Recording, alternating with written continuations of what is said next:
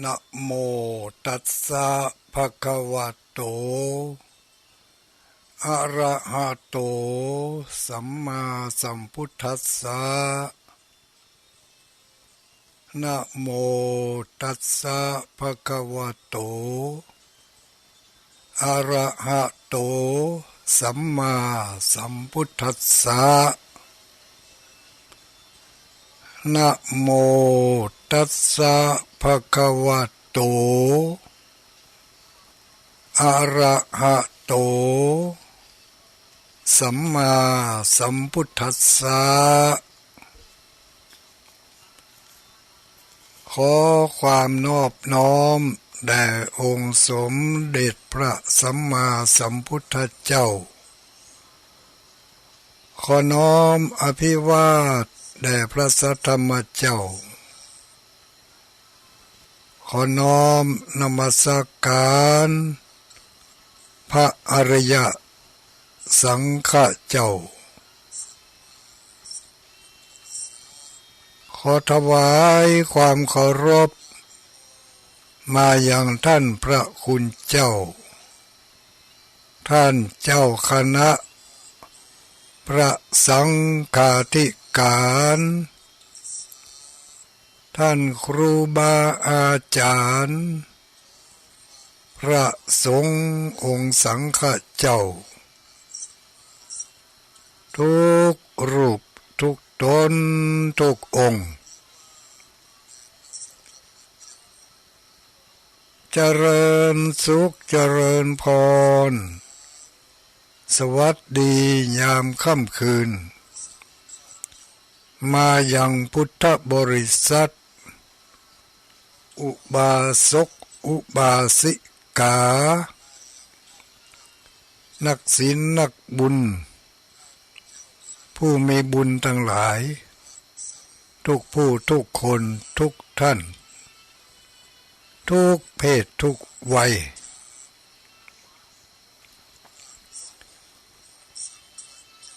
โอกาสต่อไปนี้ญาติโยมสาธุชนผู้ฟังทุกคนทุกท่านจะได้รับฟังเนื้อหาสาระคติธรรมคำสอนของพระสัมมาสัมพุทธเจ้าซึ่งรับภาระหน้าที่เผยแผ่ในค่ำคืนวันนี้โดยอัตมาภาพหรือว่าโดยกระผมพระครูปฏิภาณธรรมทินเจ้าอาวาสวัดพระธาตุม่อนจอมพออำเภอเวียงป่าเป้าจังหวัดเชียงรายหรือที่รู้จักกันในนามทางสื่อนี้ชื่อว่าตุลุงดอยมีญาติโยมรู้จักกันในนามตุลุงดอยหมู่เฮาทั้งหลายก็รู้จักกันในนามนี้ไปก่อนเนาะตุลุงดอยวัดพระธาตุม่อนจอมพออำเภอเวียงป่าเป้าจังหวัดเชียงรายนำเสนอเนื้อหาสาระแทรกแฝงไปด้วยคติธรรมและจารีตขนบธรรมเนียมประเพณีวิธีการบำเพ็ญบุญเป็นสื่อนำเสนอญาติโยมเฮาทั้งหลายเป็นการเพิ่มพูนสติปัญญาที่มีอยู่แล้วให้มีมากยิ่งขึ้นที่ยังบ่เกิดบ่ฮู้บ่ได้ยินคำเตือนก็จะได้รับรู้รับทราบในโอกาสที่ได้ยินได้ฟังเสียงจากตุลุงดอย ค่ำคืนวันนี้ได้รับความเมตตาจากทางสถานีวิทยุหลายที่หลายแห่งหลายอำเภอหลายจังหวัดด้วยกันในอำเภอเวียงป่าเป้านี่ก็ได้รับความเมตตาจาก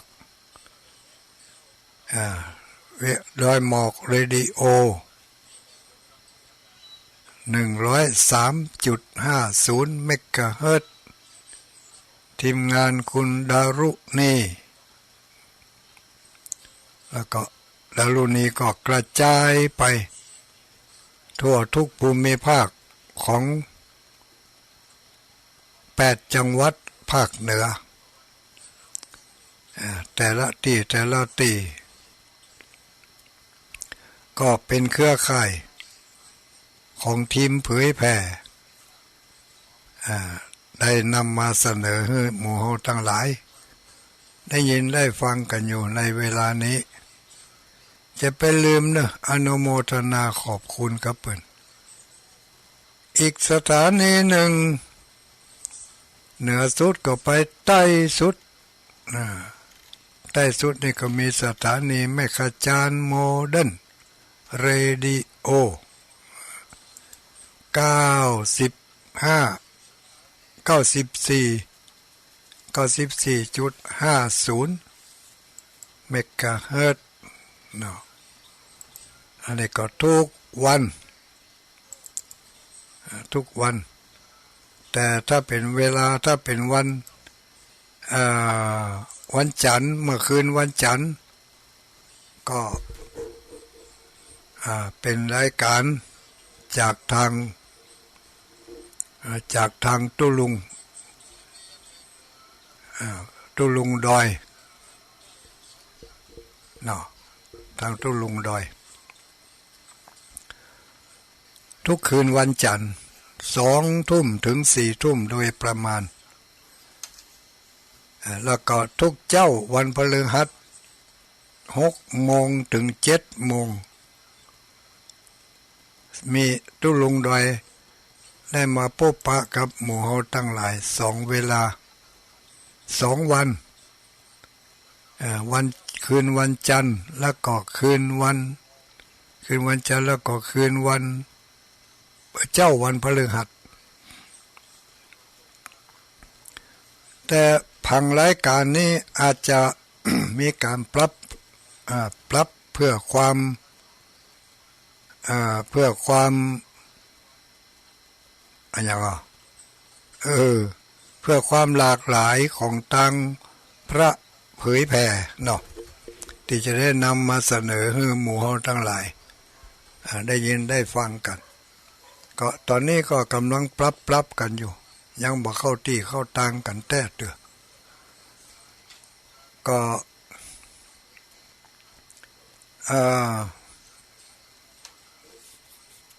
จะมีอาจจะมีการปรับเปลี่ยนหรือว่าเพิ่มเติมอย่างเช่นวันที่1ถึงวันที่7เนาะนี่ก็อาจจะมีรายการที่มากหน้าหลายตาของพระเผยแผ่ในเขตพื้นที่ภาคเหนือตอนบนนี่หลายจังหวัดหลายอำเภอหลายวัดจะได้มานำเสนอให้หมู่เฮาทั้งหลายได้ยินได้ฟังกันแต่ว่าคืนวันนี้เป็นคืนวันที่7ก็คงจะยังบ่เข้าที่เข้าทางเด้อก็บ่หันเพิ่นว่าจะได้เนาะตุลงลองเอาเพลงเข้ารายการใส่เข้ามาก็หันเพิ่นรับสัญญาณของตุลุงอยู่ตุลุงก็ว่าเพิ่นถ้าจะบ่พร้อมเด้อคืนวันนี้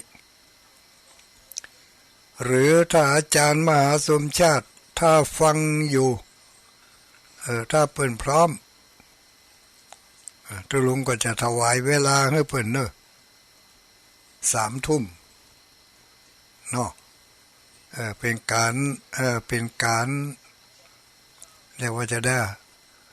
เป็นการเบื่อเสียโอกาสหรือว่าที่ถ้าอาจารย์มหาสมชาติอาจจะติดต่อไผไว้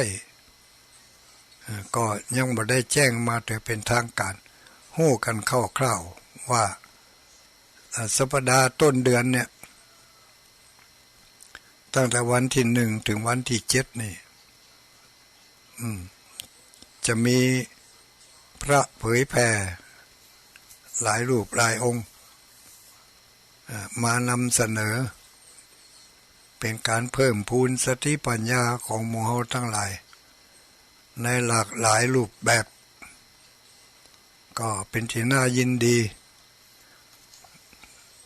ถ้าอาจารย์มหาสมชาติถ้าจะมีการเพิ่มเติมเปลี่ยนแปลงยังไงก็แจ้งมาทางไลน์ได้เนอะแจ้งมาทางไลน์นี่ก็ได้ก็เปิดไลน์อยู่เปิดไลน์ไปด้วยออกอากาศไปด้วยญาติโยมทั้งหลายก็ฟังไปด้วยเนาะมีข้อคิดข้อเห็นประการใดที่จะนำเสนออย่างใดก็บอกกันมาได้อีกสถานีหนึ่งที่รับสัญญาณจากวัดพระธาตุม่อนจอมพอนี่ที่อำเภอเวียงป่าเป้านี่นะก็มีสถานีคนฟ้าเดียวกัน 99.75 คนฟ้าเดียวกันอันนี้ก็รับสัญญาณจากคลื่นสีขาวอยู่คืนวันเสาร์กับคืนวันจันทร์คืนวันเสาร์นะเพิ่นถ้าจะลืมมันก็จะได้หมู่บางทีก็ได้ออกบางทีก็หายแซบไปมันก็ลังเตือก็เฮาก็ได้ออกลังเตือเฮาก็บ่ได้ออกตั้งสถานีเพิ่นก็เลยยังบ่ได้ล็อกเวลาไว้เถอะก็คงจะใช้ระบบการเฝ้าฟังเอาเนาะถ้าทุกเจ้ามาเพิ่นก็จะตัดรายการถ้าทุกเจ้าบ่มาเพิ่นก็เข้ารายการของเพิ่นไป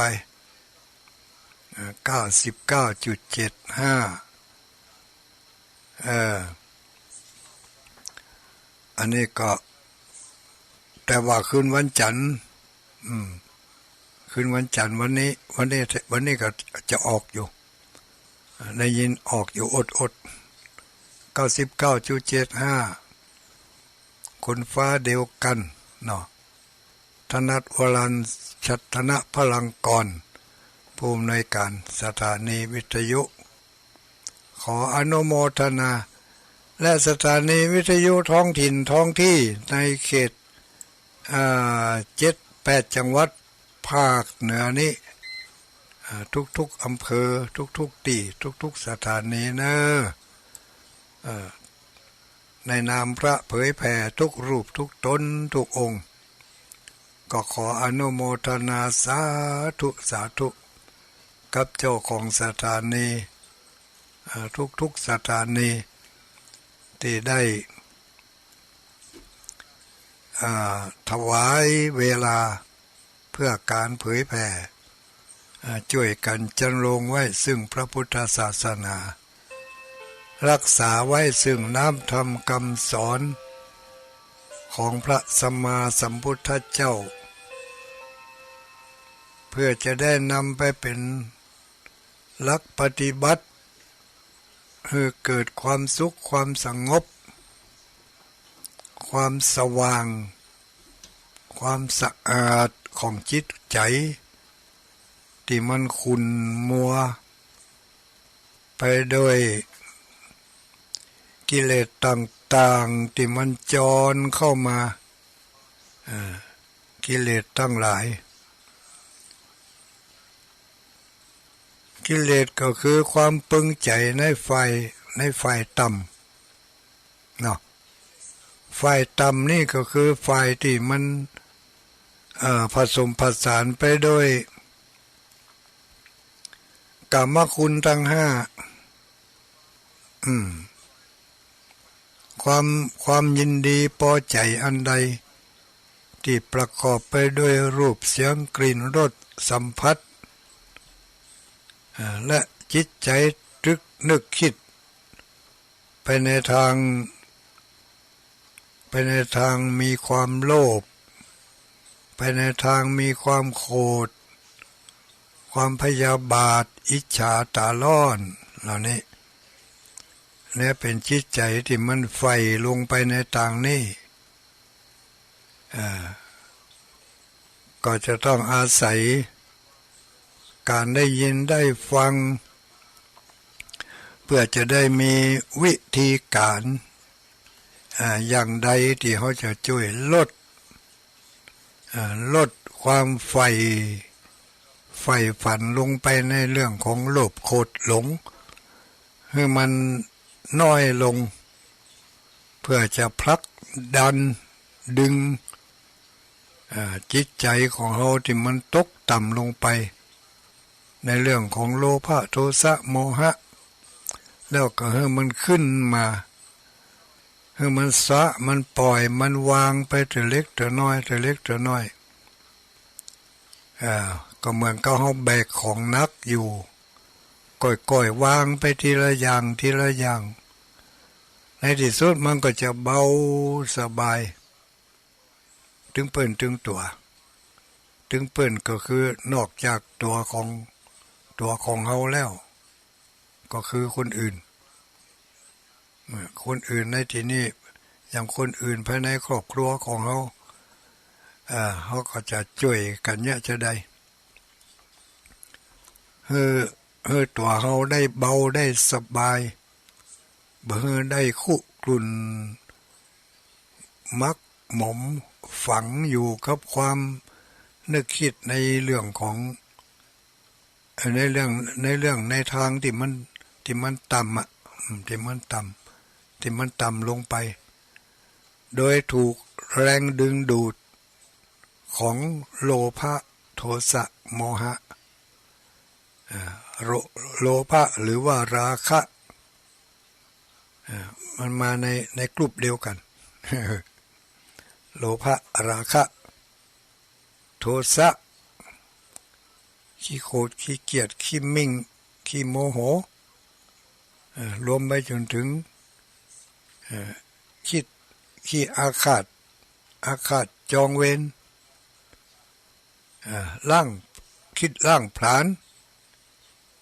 คิดเป็นในทางเหล่านี้บริว่าคิดต่ำมันถูกแรงดึงดูดฝ่ายต่ำมันดึงลงความหลงงมงาย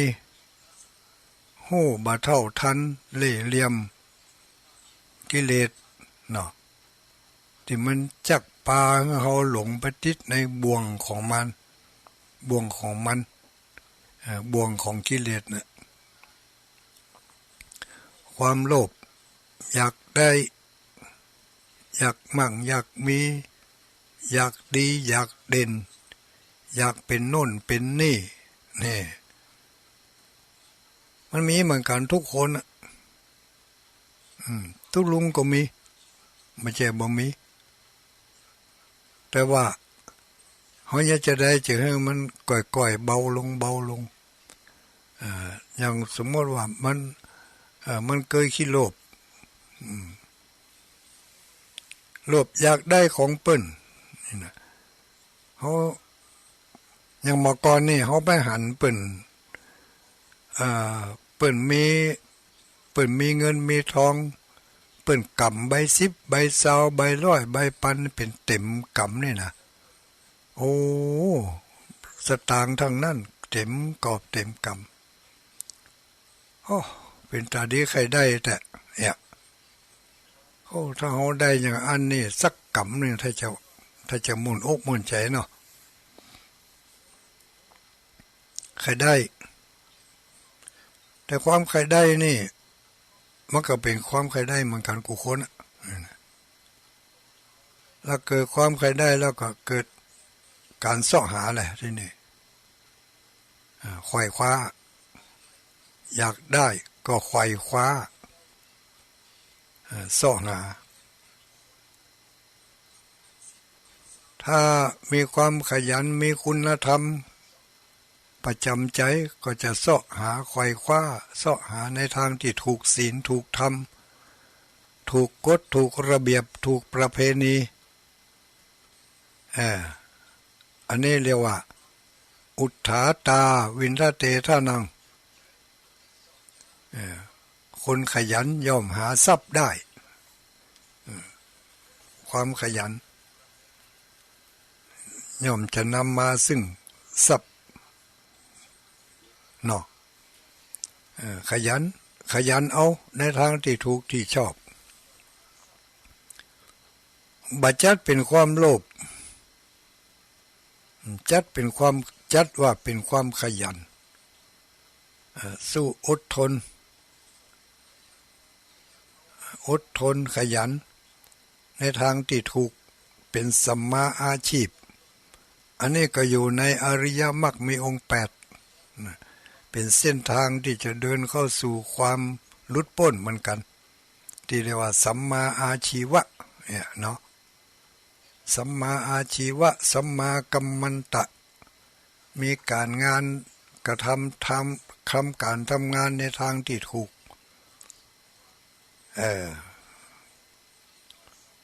ไม่ใช่ว่าขี้เกียจขี้ค้านไม่ทำงานแต่อยากจะได้หันเป็นกำเงินเป็นกำนับเป็นพ่อนก็แค่ได้แล้วก็หาวิธีเอาโดยที่ว่าไม่ถูกต้องอันนั้นแหละผิดแล้วเมื่อเอาตังดีบ่ได้ก็คิดเอาในทางให้แล้วทีนี้หรือบางทีไปหาไปกล้าไปขายปกติแล้วจะได้วันหนึ่ง100 200แต่ความอยากมันมาปลุกปั่นมันต้องได้นักกว่านี้ค่ะได้สัก1,000 2,000ก็ยังดีลงทุนถึงเตื้อก็หาวิธีล่ะทีนี้พอมีวิธีมีช่องทางที่จะให้ได้ง่ายๆจะผิดจะถูกบอกว่ากันนะขอให้ได้มาง่ายๆก็แล้วกันขอให้ได้มาง่าย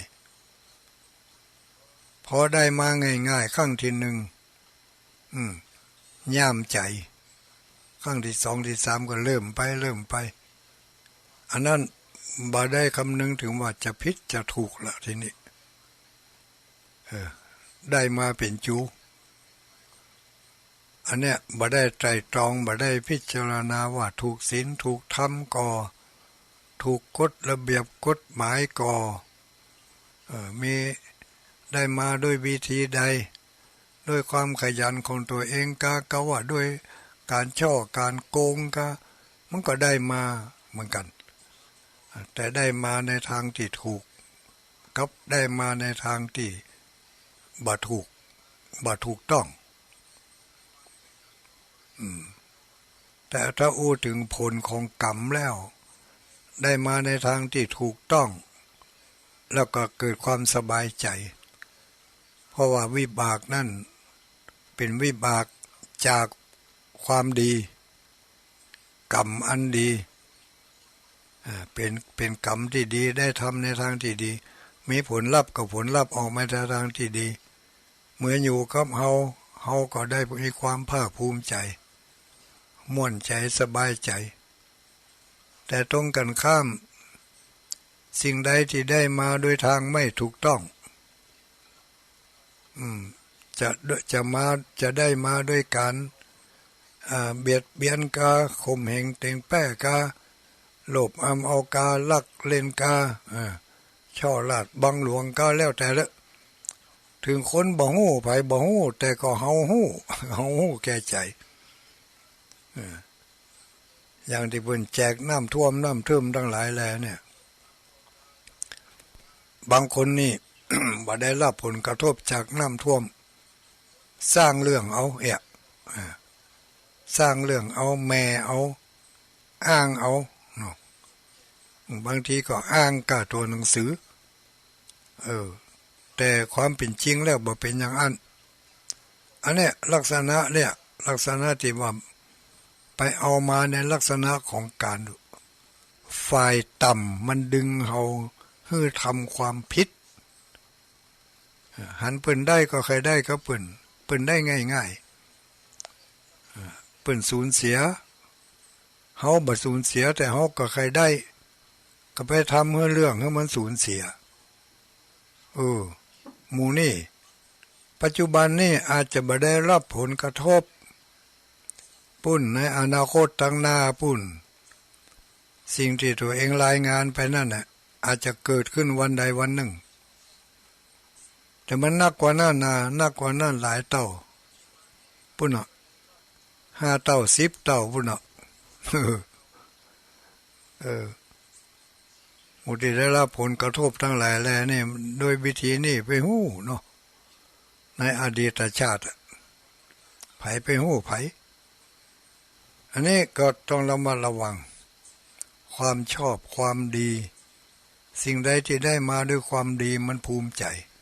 อยู่กับเฮาก็ม่วนอกม่วนใจแต่ถ้าสิ่งใดได้มาด้วยความบ่ชอบบ่ถูกต้องแล้วมาอยู่กับเฮาก็ตึงบ่ม่วนใจคันยุบๆหยับๆกลัวนั่นกลัวนี่มันจึงระแวงไปเลยเนาะ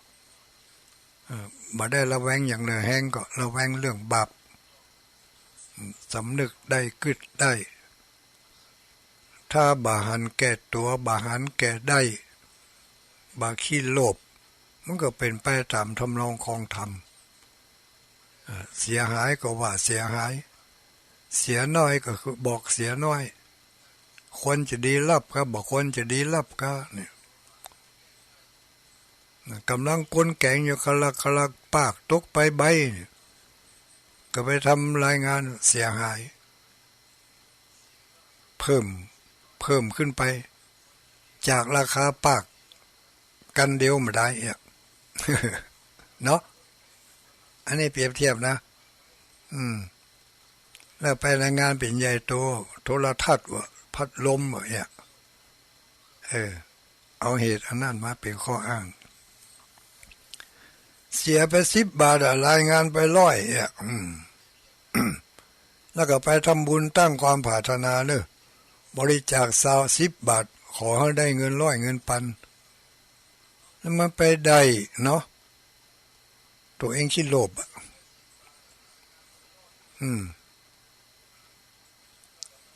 อันนี้ให้ฟังมันมีอย่างมาเปรียบเทียบที่หันได้ชัดก็เอาอันเนี้ยมาเปรียบเทียบหันได้ชัดเจนดีมันอาจจะบ่มีนะอาจจะบ่มีแต่ก็เอามาให้ฟังบ่ได้ว่าอาจจะเป็นทำนองนี้จึงได้ชื่อว่าเดินเส้นในทางที่ไม่ถูกโดนอำนาจของ ฝ่ายต่ำดึงลงไปให้กระทำความผิดต่อศีลผิดต่อธรรมผิดต่อกฎหมายบ้านเมืองผิดต่อจารีตประเพณีต้องพิจารณาไตร่ตรองให้ดีคนดีเอาก็เอาบ่คนดีเอาก็บ่เอาที่มันสูญเสียไปมันเกินความสามารถของเฮามันนักไปเฮาก็น่าเอาแต่ถ้ามันบ่เกินความสามารถมันบ่นักบ่นาหยังก็บ่ถ้าไปเอาก็เปิ้นเต้าอิ่มได้เสาะมาหาได้บ่นักหนาป้านหยังที่เฮาเอาไปขว้างนี่นักแล้วนั่นก่อนถ้าเฮาคิดได้อย่างนี้ศีลธรรมก็อยู่ที่เฮามีศีลมีธรรมศีลธรรมกลับมาโลกาก็มีความสุขศีลธรรมไม่กลับมาโลกาก็พินาศอย่างที่เฮาหันอยู่ถึงมื้อถึงวันนี้เหตุการณ์หยังต่างๆเกิดขึ้นถ้าเอาศีลเอาธรรมเข้าไปจับแล้วมันก็เป็นอย่างนั้นเนาะเป็นสมเหตุสมผลของเปิ้นธรรมชาติแต่เฮานี่เฮาเดือดร้อนในปัจจุบันนี้เฮาเดือดร้อนกะแต่ในอดีตเฮาได้ไปทำไว้บาหันความเดือดร้อนนี่ในอนาคตเพราะปัจจุบันนี่ขอให้ได้ด้วยอย่างได้กระจ่างด้วยเนี่ยเรื่องทั้งหน้าเป็นเรื่องของอนาคต อย่างเลือกทั้งหน้าอย่างได้จากมันปัจจุบันนี่ขอให้มีความสุขขอให้ได้กันเถอะก็แล้วกันเถอะมันก็ได้ก็ได้อย่างที่ต้องการนี่ก็หมอทั้งหลายลองพิจารณาพอเนอะแต่ต้องกันดูทุกอย่างทุกสิ่งทุกอย่างมันหนีเรื่องกรรมไปบ่พ้นเนาะเรื่องของกรรมเรื่องของเวรเรื่องของบาปเรื่องของอกุศลเมื่อเป็นอย่างนี้หมู่ทั้งหลายก็ต้องนักแน่นเข้าไว้สิ่งใดมันเป็นไปในทางที่จะนำไปสู่ความเสื่อมนำไปสู่ความล่มจมทั้งในปัจจุบันและทั้งในอนาคตที่พอหันก็มีที่พอบาหันก็มีคนบาหันผีหันเนาะคนบาหันผีหันคนบ่ฮู้ผีฮู้ผีที่ไหนก็ผีในตัวเฮานี่เทวดาก็อยู่ในตัวเฮานี่ผีก็อยู่ในตัวเฮานี่พระอินทร์พระพรหมพระยมราชก็อยู่ในตัวเฮานี่เป็นหู้เป็นหันเขาจะทำความลับที่ไหนก็แล้วแต่เป็นถึงว่าอานัตถิโลเกละโหนามะขึ้นชื่อว่าความลับบ่มีในโลกขึ้นชื่อว่าความลับไม่มีในโลกเขาจะทำในที่ลับที่แจ้งก็ช่างคนโบราณเป็นหนึ่งว่าผีบาหันผีบะคนบาหันผีหันคนบ่ฮู้ผีฮู้ถ้าเป็นผีทั้งนอกก็ผีหอผีเฮือนผีต้วยตามตัวเขานี่ทุกมื้อทุกวันนี่มีผีลูกตัวทุกมื้อทุกวันนี่ถ้าสูงกว่าผีน้อยก็เป็นเทวดาลุกขะเทวดาภูมิเทวดากายกรรมวจีกรรมทำทุกอย่างอยู่ในสายตาของเทวดาถ้าเราทำดีไปเทวดาก็จดชื่อเอาไว้มันทำความดีหนึ่งครั้ง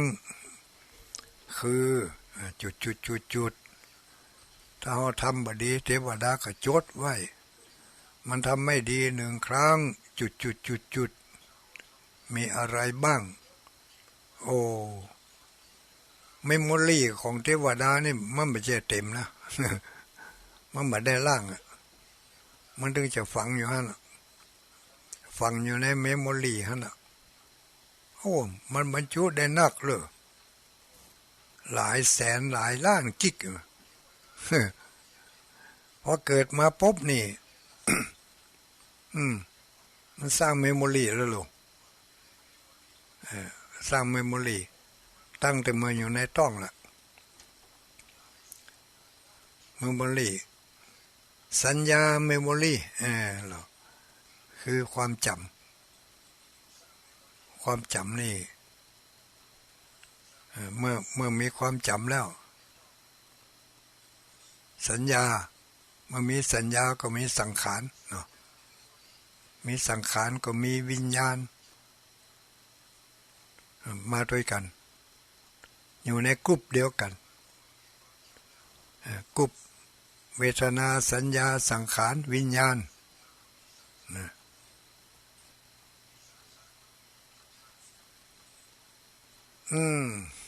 ฝากกันเอาไว้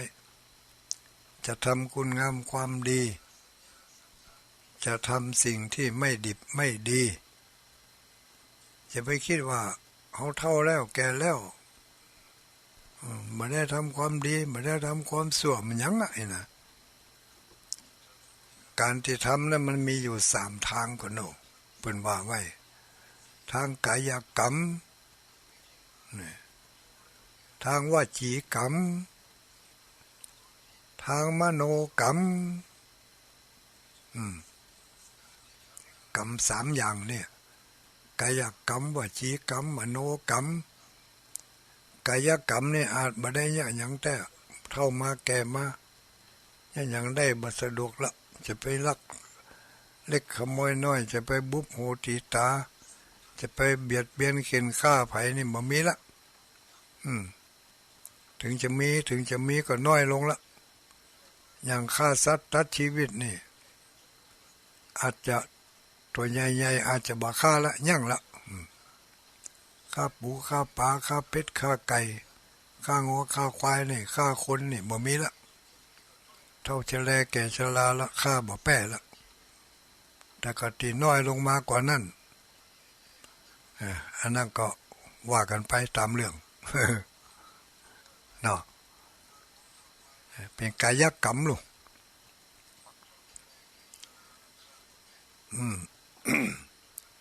บางทีนี่บ่ได้เข็นได้ฆ่าแต่เบียดเบียนนี่อาจจะบ่เบียดเบียนด้วยเจตนาแต่เบียดเบียนด้วยความเคยชินเบียดเบียนด้วยความเคยชินด้วยการสลังพังพาดบ่ได้ห้ามจิตห้ามใจกำลังทำการทำงานอยู่ก็ดีกำลังเข้าบ้านมาก็ดีเน็ดๆเนยๆเนี่ยอันนั้นเนี่ยอันนี้ยิบผ้ายิบหัวอยู่นี่นะเนาะกำลังทำกับข้าวกับปลาอยู่ก็ดีเนี่ยมีแมวมีหมามาใกล้บ่ได้ตั้งใจเผลอสมาธิเอาตีนดีดก็ดีเอาค้อนบุบก็ดีแบะถ้านี่หมาแมวเหล่านั้นมันอาจจะบ่มาดูกินเนี่ยอย่างละแต่ด้วยความมือไวขาดความยับยั้งชั่งใจอาจจะเอามีดกับปากกับอย่างกับบุบหัวมันเนี่ยเนาะเอาค้อนกับเอาแป้นมือบุบกับตบหัวมันบุบหัวมันปากตุบกับไม่แป้นปากตุบกับซีเมนต์ปากตุบกับอย่างอ่ะปากตุบกับปืนอ่ะเนาะบุบหัวโบปากติดปืนบุญเจ็บ2 ทีทั้งหัวแดมพอเจ็บทั้งปืนที่ปากไปตุบใส่ซีเมนต์สไตล์ตุบใส่ไม้อันนี้ก็ขาดความยับยั้งชั่งใจทำบาปด้วยกายกรรมแต่บ่ได้ตั้งใจเต็มที่พลั้งเผลอด้วยความเคยชินเคยตัว หรือด้วยความกลัวบางทีก็กึดไปล่วงหน้าหมาแมวจะมาลู่กินจะมาแย่งกินบางทีมันก็ไม่ได้มาลู่มาแย่งอย่างมันก็มาธรรมดาของมันนั่นเข้ามาใกล้คนอยู่ไหนก็ใกล้หั่นแต่เขากึดไปเองก็เลยหวาดระแวงไปเองก็เลยบุบได้ตุบมันไปมันก็เป็นกรรมอยู่ลูกแต่มันบ่เต็มที่ มันบ่เต็มที่เป็นกรรมประเภทหนึ่ง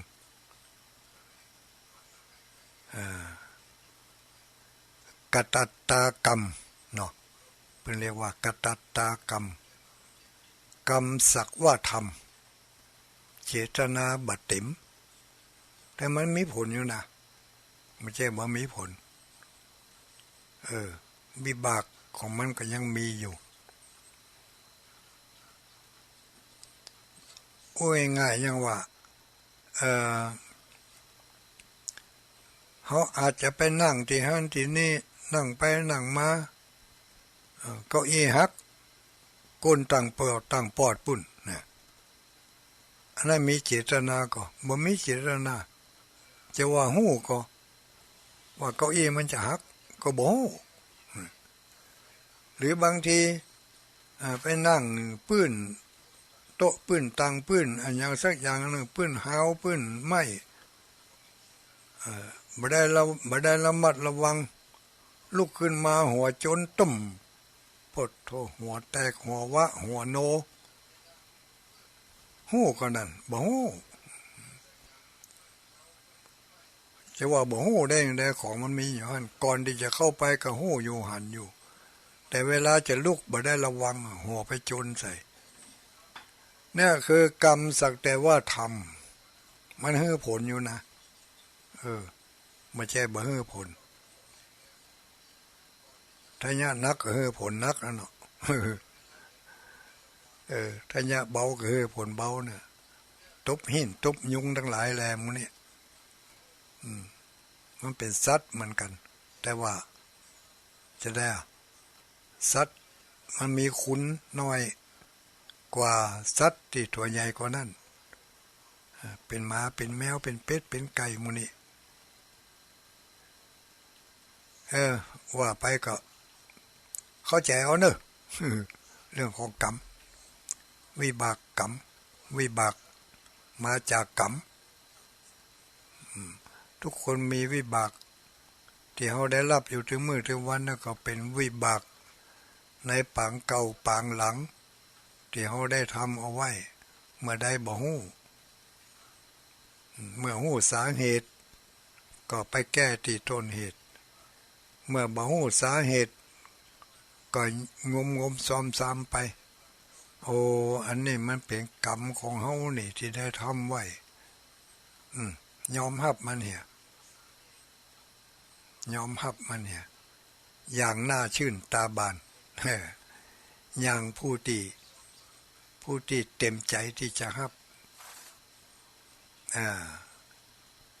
มันก็จะบรรเทาเบาบางไป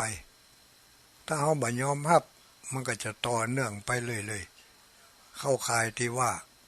เวรย่อมระงับด้วยการไม่จองเวรนะ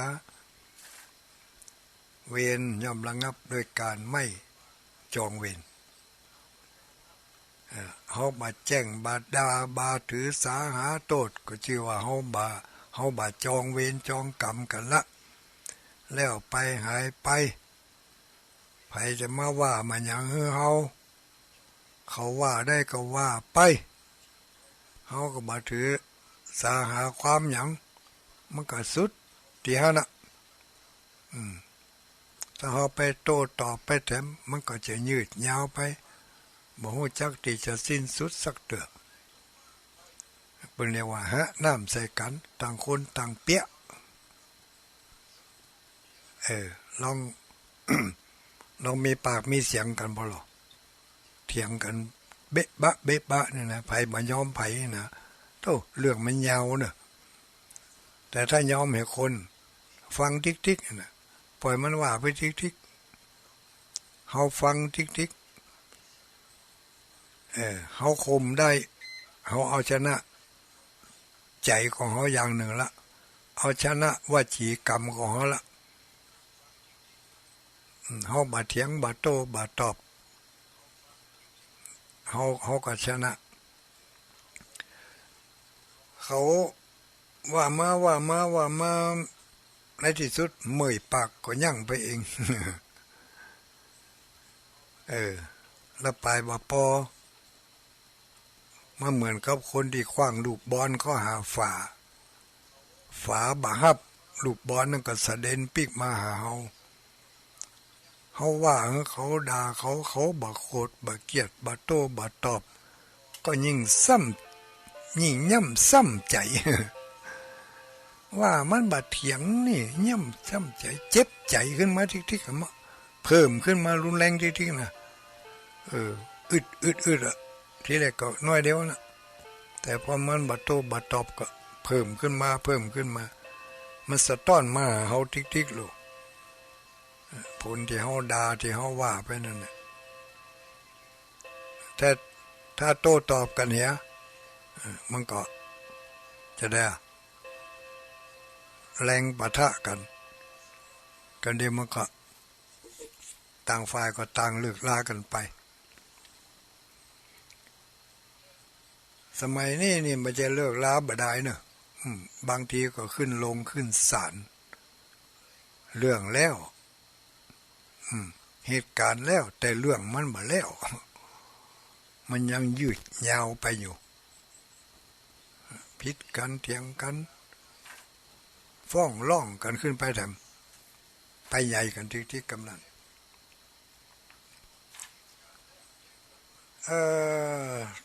ถึงเมื่อถึงวันนี้เราได้ยินข่าวได้ยินคราวเกี่ยวกับดินฟ้าอากาศสภาพแวดล้อมเนาะสร้าง สร้างผลกระทบให้กับผู้ที่อยู่ในพื้นที่ของความเดือดร้อนก็เป็นที่น่าเอ็นดูน่าหันใจเปิ่นเนาะที่เปิ่นได้รับผลกระทบอย่างนั้นเขาก็เอาใจช่วยถ้ายังอยู่ไกลเนี่ยเอาใจช่วยให้กำลังใจให้เปิ่นรอดให้เปิ่นได้ปันรอดพ้นจากสภาวะที่มันบัสะดวกบัสบายแม้แต่จะกินข้าวแม้แต่จะขับถ่ายการเดินไปเดินมาการระมัดระวังเนื้อโตเนาะตลอดจนถึงทรัพย์สินอย่างต่างๆก็ต้องระมัดระวังมันมีผลกระทบเกือบจะทุกด้านเกี่ยวกับน้ำท่วมที่กำลังได้รับอยู่ในเวลานี้อย่างทั้งแม่สายทั้งเชียงไฮ้แม่สายแม่กกแม่สายนี่น้ำทะลักเข้ามานักปลายบ่อปอก็เอาขี้เปอะขี้โป้มาฝากไว้ในบ้านในเฮือนบ้านบางบ้านนี่มีขี้เปอะขี้โป้ขี้เล่นเข้าในบ้านพอจะถึงแวงกุ้งแวงบุ่นก็มีบางบ้านนี่ทะลุทะปังหมดบ้านเฮือนหลังจัดดีเหลือกับเสาปลายบ่อปอขี้เหยื่อขี้โยกก็ติดแถมลองนึกว่าเถอะถ้าเป็นเฮานี่อยู่ในสภาพอย่างอันก็เหมือนกับตายแล้วเกิดใหม่จะต้องมาปลุกสร้างห้างแปลงต้องมาจัดแจงที่อยู่ที่อาศัยให้มันดีดั้งเดิมขึ้นมาแต่ใจเวลาก็บ่ใจน้อยๆสักคำแล้วก็จะเอางบประมาณที่ไหนมาทำการงานก็บ่ได้ทำเหมือนกับเปิ่นเนาะมัวแต่วันก็มัวแต่เอางะการของตัวเก่าบ่มีรายได้ที่ไหนเข้ามาจุนเจือที่จะช่วย เอามาเป็นกาบากาแห้งให้เปิ่นให้ได้ผ่อนคลายไม้แควนนี่ก็เป็นที่น่าอินดูเปิ่นเขาก็อยู่ไกลก็มีแต่เพียงจิตเพียงใจส่งกระแสไปให้ส่งกระแสจิตกระแสใจไปให้เปิ่นมีกำลังอกกำลังใจการช่วยเหลือก็ช่วยเหลือได้เป็นบางสิ่งบางอย่างแล้วก็ชั่วครั้งชั่วคราวนั่งก็ต้องอัตตาหิอัตโนนาโถตนเป็นที่พึ่งแห่งตนเขาก็เอามาเป็นบทเรียนในชีวิตของเขาก็อย่างที่ว่ามาตะเกียเป็นข้อเปรียบเทียบเขาได้ทำดีไว้ความดีก็ปกป้องเขาอยู่ดีกินดีไปดีมาดีเขาได้ทำสิ่งใดไว้ผลของการกระทำนั้นมันก็บ่หนีไปไหนบ่วันใดวันหนึ่งก็ต้องเป็นของเขาแน่นอนเวลานี้น้ำไม่ปิงไหลลงไปทางใต้ กว่าจะไหลไปได้ก็นักแกอยู่ยังเต็มฟังอยู่นะเนี่ยมันเดี๋ยวนี้เนาะน้ำไม่ปิงเต็มตะลิงอยู่ก็นี่หันว่าลดลงไปแต่เจ้านี่หันเหลือเท่าใดก็เหลือ ถ้าเจ้านี่หันเรือถ้าเจ้าก็ตะวาถ้าเจ้านี่ไม่ได้หันไม่ได้พอข้า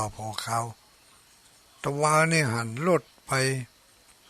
เหลือ5 เม็ดซาวเนี่ยเนาะ5 เม็ดซาวนี่มันก็เกินแล้วนะที่ขัวเล็กเก่าฮะเนี่ยขัวนวรัตน์เพิ่นมีเครื่องวัดเพิ่นมีระดับวัดอยู่ที่หั่นโลที่ข้างขัวน่ะข้างฝั่งข้างตะฝั่งมีที่วัดระดับน้ำอยู่ที่หั่นพอน้ำนองแล้วเหมือนกับน้ำไหลในอ่างเนาะตั้งข้างผักตั้งมันออกไปกึดกึ่งไว้อย่างดีผักตะวันตกนี่ถ้าจะไหลทะลุตะปังเข้าไปพุ่นตะวันออกถ้าจะสูงเหลือตะวันตกง่ายก็ยังหุก็ประเดี๋ยวนี้ล่องไปทางใต้พุ่นน่ะเนอะจะถึงละปูนพุ่นแท้ถึงแล้วก็เป็นน้องตังจังหวัดละปูนอยู่ที่ใกล้ๆแม่น้ำก็ระมัดระวังตัวเอาไว้อันใดเก็บได้เมียดได้ยกได้ง่ายได้ก็ยกไปง่ายไปฮะก่อนที่น้ำมันจะมาเขาจะไปคิดว่าเป็นยังก้าหมกอิ่มได้ปีแล้วยังเป็นยังเห็นยุ่งเนอะถ้าปีแล้วยังเป็นอย่างนี้ยุ่งจะได้ว่ายุ่งเพราะว่าน้ำรอบนี้นี่มันเต่ากับเมื่อ100 ปีเมื่อ500 ปีก่อนปุ่นน่ะดูเมื่อ100 ปีก่อนปุ่นน่ะมันเต่ากับมาอันน่ะไปตามหาหมู่เฮานี่มันนักขนาดนักเตี่ยเขาหันมานะมันมานักลูกมันมานักแต่ที่เขาบาหันย้อนไปนั้นมันนักกว่ามันนักเพราะฉะนั้นประเดี๋ยวนี้มันเต่ากับที่เขาบาหันที่ผ่านมามันนักหนาป้าป้านการรองรับน้ำในสมัยก่อนเพิ่นก็ยังบ่มีเขื่อนมีอย่างนะยังเก่งก็มีฝายเนาะมีฝายฮะมันก็เท่ากับมันก็บ่สูงกับตะฟังฝายก็แต่ประเดี๋ยวนี้ที่กักเก็บมันสูงอย่างเขื่อนแม่กวงก็เขื่อนแม่งัดก็นี่เก็บน้ำได้หลายอยู่พอที่จะบรรเทาเบาบางไปได้ถ้าบ่อันนี่ทะลุภูปังแน่นอนเด้อถ้าบ่มีเขื่อนเก็บไว้นี่แต่อันนี้มันล้นจากเขื่อนมาแล้วก็เป็นน้ำล้นจากเขื่อนเนาะน้ำฝนตกมาเพิ่มแถมตั้งลุ่มเขื่อนน้ำหนักน้ำแม่ที่มันมีทั้งลุ่มเขื่อนแถมก็หลายแม่อย่างพี่น้องตั้งลำพูนนี่น้ำที่มันอยู่ทั้งลุ่มเขื่อนนี่เนาะก็มีฝายเก็บไว้อยู่กับฝายมันก็ได้ระดับหมอกผิวผิวตะฟังเนาะถ้ามันก็ล้นจากฟังไปมันก็นักหนาป้าปานก็เข้าบ้านเข้าจองบางทีนี่ตั้งบนฝายกับตั้งลุ่มฝายน้ำเต่ากันเนี่ยมันก็ไปมีความหมายอย่างเนาะเพียงแต่ว่ามันบ่มีแห้งปะทะมาได้หรอกตั้งบนฝายก็น้ำก็เต่ากับตั้งลุ่มฝายพอบาหันฝายแล้วคำนั้นรูปฝายรูปรีบล่ะโอ้หนักหนาป้าปั่นก็ให้กำลังใจกับผู้ที่ประสบภัยทั้งหลายก็ช่วยกันให้กันหอมทำกับข้าวกับปลาอันนี้ก็เป็นการช่วยกันได้ระดับหนึ่งระดับที่ช่วยเหลือตัวเองมาได้ในเวลานี้ แต่ละบ้านแต่ละจองจะออกจากบ้านจากจองมาก็ออกมาบ่ได้จะทำกับข้าวกับปลาก็ทำบ่ได้เนาะบางบ้านก็บ่มีไฟฟ้าใช้แล้วเปิ้นถูกเปิ้นตัดให้แล้วน้ำประปาก็บ่มีกินต้องอาศัยน้ำกลั่นน้ำกรองก็บ่มีที่จะกันจะกรองต้องอาศัยน้ำขวดเข้าป่าอาหารก็ต้องอาศัยเข้ากล่องจากผู้ที่เพิ่นมีจิตใจสูงส่งพร้อมกันนั้นก็มีกำลังศรัทธากำลังทรัพย์กำลังสติปัญญาที่จะทำไปแบ่งไปปันกันสัพเพสัตตาสัตว์ทั้งหลายที่เป็นเพื่อนร่วมทุกข์เกิดแก่เจ็บตายด้วยกันทั้งหมดทั้งสิ้นเฮาอยู่ในโลกเดียวกันผืนแผ่นดินเดียวกันก็มีความหันอกหันใจกันช่วยกันในยามทุกข์ยามยากอย่างอีผลบุญอันนี้บ่หนีไปไหนญาติโยมทั้งหลายถึงแม้ว่าเฮาบ่กองหาถึงแม้ว่าเฮาจะบ่ได้ไปทบทวนบ่ได้ไปนึกย้อนหามันแต่มันก็จะให้ผลกรรมเมื่อทำไปแล้วย่อมมีผลกรรมดีที่ทำไปแล้วย่อมมีผลในทางที่ดีถ้าไปต่อยอดกรรมในอดีตชาติที่เราเคยทำมามันก็จะให้ผลได้ในระยะเวลาอันสั้นเราทำวันนี้พรุ่งนี้อาจจะได้ผลทำวันนี้เมื่อวันฮืออาจจะให้ผลเราทำวันนี้วันพุกวันฮือปีหน้าปีไหนอาจจะให้ผลอย่างใดอย่างหนึ่งเขาให้ความสะดวกสบายแก่เปิ้นก็เขาอาจจะได้รับความสะดวกสบายในบางสิ่งบางอย่างเวลาเขาไปการงานอย่างไปทำอาชีพอันใดก็เตือเกยฝืดเคืองเขาอาจจะได้รับความสะดวกสบายได้รับความปลอดโล่งโปร่งสบายไปได้ง่ายหิหาก็ปันมาปันขึ้นกล้าขายก็กำให้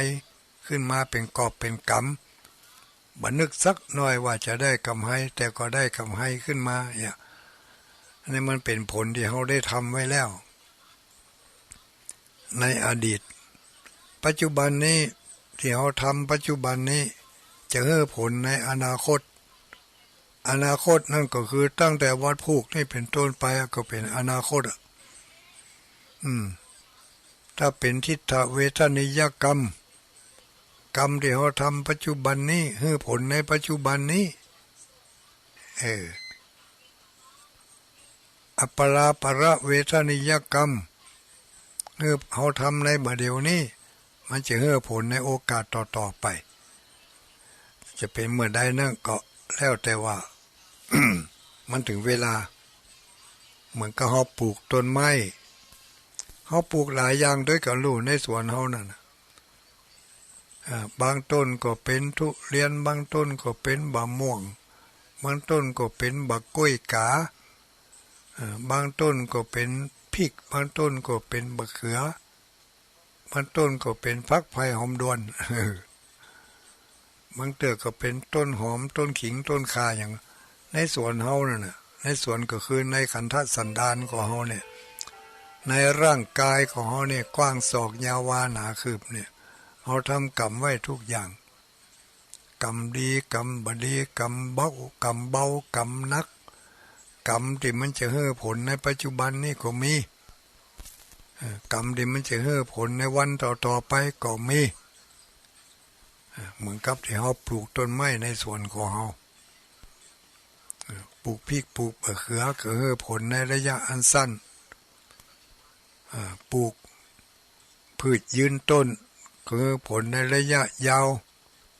กว่าจะให้ผลมาบางทีก็พอเฒ่าพอแก่กว่าจะได้กินบางเตือเนี่ยปลูกแล้วตันได้กินสักกำตายไปเหก่อนก็มีอย่างอีกอย่างบัดเดียวเนี่ยสมมติว่าอายุในรุ่นของเฮาบัดเดียวเนี่ยเฮาลองเอา เขาลองเอาบะม่วงมาปลูกพอละเพาะเม็ดนี่นะจะท่านได้กินกับท่านได้กินหมูเนื้อนี่เอาหน่วยบัตานบาลานมาปลูกพอกะกว่ามันจะได้กินหน่วยกว่าจะได้ใจผลบัตานบาลานนี่มันกี่ปีนั่นกว่าจะให้ผลให้งอกให้ผลผลิตออกมาพริกบะเขือผักบัวหัวหอมปลูกอันนี้ก็ให้ผลไว้หน่อยเนาะเพราะฉะนั้นช่วยไปเถอะพ่อแม่พี่น้องทั้งหลายตุลงได้ยินถ้าอาจารย์มหาสมชาติรับบริจาคจากศรัทธาญาติโยมที่เพิ่นมีจิตเจตนาศรัทธาให้หอมก็นักหนาป้านเหมือนกันเด้อหอมไปเด้อญาติโยมทั้งหลายหอมด้วยกายด้วยกำลังทรัพย์กำลังสตังที่เฮาอยู่ไกลไปบ่ฮอดมีคนที่เปิ้นยะแตนทำแตนคนที่เปิ้นยะเปิ้นทำนั่นก็ยะด้วยมือยะด้วยกำลังสติปัญญายะด้วยความทุ่มเทกำลังกายและทุ่มเทสละเวลาเนี่ยสละเวลาทำบ่เหมือนคนบางคนหอมเหมือนกัน แต่บ่ได้เอาวัตถุสิ่งของสตางค์ไปหอมเอาปากไปหอม เอากำว่าไปหอมตำหนิติเตียนเปิ้นใส่ร้ายป้ายสีเปิ้นปากบดีว่าเปิ้นท่านั่นท่านี่พอตัวเองกึดอย่างอันมันจึงไปว่าเปิ้นเป็นอย่างอันคนที่มันขี้โลภเนี่ยก็เอาความขี้โลภของตัวเองนั่นน่ะไปกึดว่าคนนั้นถ้าจะยังเฮานี่กะเนี่ยมันก็ยังเปิ้นยังเฮาน่ะกะคำว่ายังเปิ้นยังเฮานี่มันบ่ใช่ยังอันให้เสี่ยงให้ซ้ำนะเปิ้นมีจิตใจเมตตากรุณาเนี่ยตัวนี้เฮาบ่มีนี่แต่เฮาไปมีความอิจฉาริษยาความโกรธความเกลียด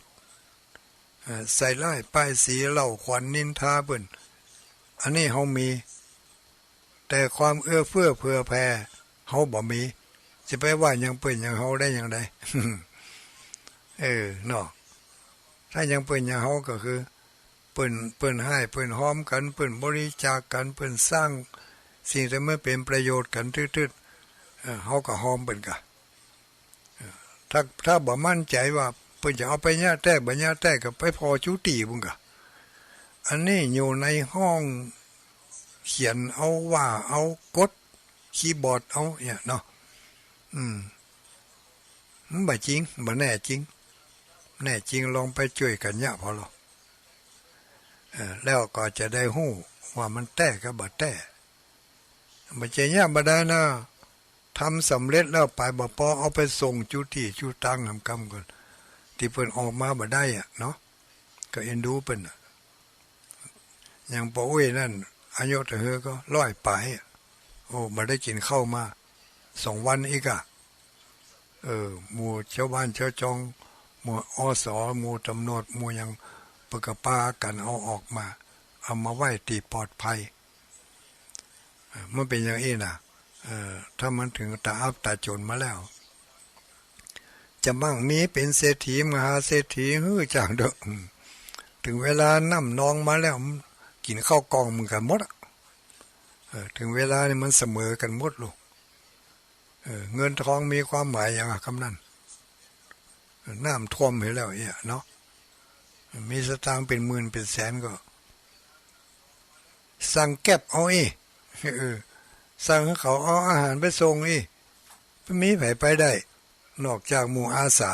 เนาะหมู่จิตอาสาเท่านั้นที่จะไปส่งได้จะให้เขาเอาเครื่องบินมาย่อนลงมันไปมีวะจ้างเขามันก็จ้างบ่มีสตางค์บ่มีความหมายแล้วทีนี้หันชัดๆเลยญาติโยมทั้งหลายทรัพย์สมบัติเข้าของเงินทองนี่หามาได้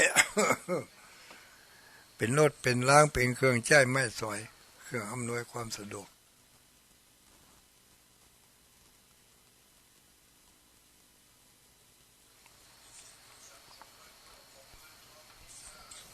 เป็นรถเป็นล้างก็แจ่น้ำอยู่หั่น ไปไหนมาได้เนาะที่จะได้ก็คือได้รับความเอื้อเฟื้อเผื่อแผ่ได้รับความมีเมตตาจากเพื่อนมนุษย์ด้วยกันจากผู้ที่มีความหวังดีผู้มีบุญเท่านั้นที่จะแบ่งบุญให้แก่คนอื่นได้แล้วก็ผู้มีบุญเท่านั้นเนอะ จะรับบุญของคนอื่นด้วยความเต็มอกเต็มใจนะบางคนนี่รับไปแต่กินบ่ได้ฝืดคอ อาหารบ่ถูกปากบ่ถูกใจบ่ถูกอารมณ์นั่นแสดงว่าจะได้บ่ได้สร้างกรรมในทางนี้มาก่อนผลมันก็ออกมาอย่างนั้น กินบ่ได้อาหารประเภทนี้เรากินไม่ได้มันต้องเป็นอาหารหิงยามนึงแหมย่างนึงกะหรูๆเลิศๆราคาแพงๆเอาที่ไหนมาได้มันเดียวนี่ชิคัจฉาปรมาโรคาความหิวเป็นโรคอย่างยิ่งเมื่อความหิวเกิดขึ้นแล้วอย่างใดก็ต้องกินเพราะฉะนั้นผู้ที่มีจิตใจเอื้อเฟื้อเผื่อแผ่แบ่งปันเวลาที่มีค่าของตัวเองไปช่วยทำกับข้าวกับปลามีหลายคนเสียดายว่าไม่ได้จดชื่อไว้มีไผปลาล่ำปลาเหลือที่หู้ข่าวนี่ก็ที่หันในเครือข่ายเดียวกันนี้ก็มีหันคุณปราณีปัญโยคุณวัดฝ่ายหินคุณอาจารย์สมชาตินอกนั่งก็มีทีมอาสาครับพยายามคนอีน้องมันอย่างนั้นแนนเนื้ออย่างนั้นห้องเปิ่นไปกินข้าวเนี่ยเอาเข้าสุกข้าวสารใส่ในเหือหลากไปอันนั้นไปหลายตีเนี่ยทั้งแม่สายก็หันมาเวียงป่าเป้าก็หันมาก็นั่นแหละคนมีบุญเก่าบุญหลังสร้างไว้แล้วบัดทิ้งบัดขว้างมาทำบุญก่อต่อบุญใหม่ทำก็มีสตุ้มสตางค์นี่เนาะสามารถที่จะเอาไปซื้อกับข้าวกับปลาซื้ออาหารการกินซื้อเครื่องอุปโภคบริโภคไปแจกไปจ่ายไปฮื้อไผก็ได้แล้วก็ฮื้อด้วยความม่วนใจด้วยนะไม่ใช่ว่าฮื้อแล้วเกิดมานั่งกึดต้มก่อมใจนี่ไม่ใช่อย่างนั้นเนี่ยเสี่ยงไปต่อได้บอกว่าขอฮื้อได้ฮื้อเปิ่นเกิดความม่วนอกม่วนใจไผบ่เจียร้องเอาไปฮื้อบ่ล่ะตอนนี้จะมีความม่วนอกม่วนใจม่วนขนาดนักที่หันเปิ่นได้กินของเฮาฮู้ว่าเปิ่นได้เอาของเฮาไปใจน่ะเป็นเสื้อเป็นผ้านั้นบ่ต้องบริจาคเตือเนอะตอนนี้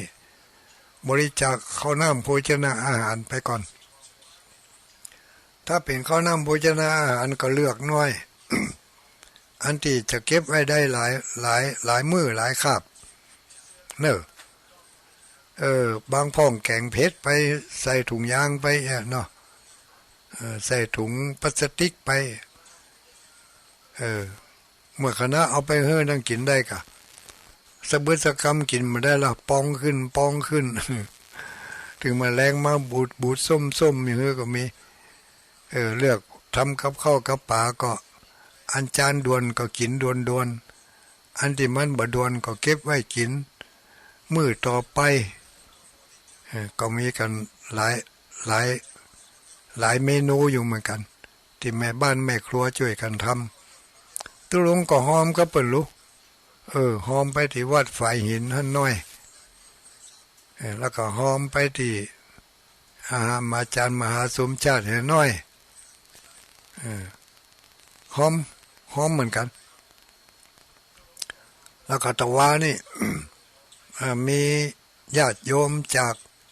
ไปทำบุญที่ตานสลักกพัดที่วัดป่าแดง ก็มีคนฝากมา2-3 รายก็โอนเข้าบัญชีที่เพิ่นทำเข้าป่าไปก็สบายใจม่วนใจที่ได้ห่อได้ให้ได้หอมเพิ่นไปเพราะว่างานสิ่งนี้เขาเคยทำมาแล้วนี่เนาะเขาเคยทำมาแล้วเพราะฉะนั้นเขาหันเพิ่นทำเขาก็สบายใจถึงเขาจะอยู่เพ่เขาบ่ได้ทำแต่เขาก็ส่งกำลังใจไปเป็นกำลังใจมีความเอ็นดูคุณหน้าเผื่อแผ่แต่ยังตีอันวัดปากตังเจริญเนี่ยบ่ได้หอมเถอะเนอะ บอกว่าเป็นทำเข้าดีว่าท่านก็ถ้าเป็นทำที่ในบอกกรรมจะได้หอมไปสัก5 บาท10 บาทเนาะก็ช่วยกันไปก็เขาก็มีสตางค์มันก็เอาไว้แจ้ย้ำเนี่ยญาติโยมทั้งหลายเอาไว้แจ้ย้ำเจ็บย้ำป่วยย้ำไข้ย้